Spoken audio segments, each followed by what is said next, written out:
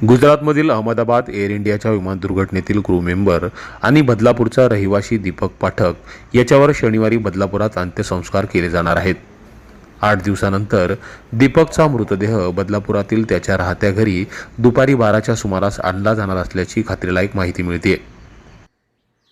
गेल्या 8 दिवसांपासून त्याचं कुटुंबीय अहमदाबादला DNA चाचणीच्या माध्यमातून त्याची ओळख पटवण्यासाठी अहमदाबादमध्ये होतं।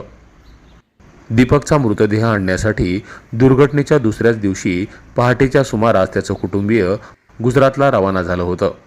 8 दिवस दीपकचा मृतदेह मिळवण्यासाठी अनेक अडचणींचा सामना पाठक कुटुंबियांना करावा लागला। अखेर या सगळ्या वैद्यकीय तपासण्यानंतर दीपकचा मृतदेह आज त्याच्या कुटुंबियांच्या ताब्यात देण्यात आला।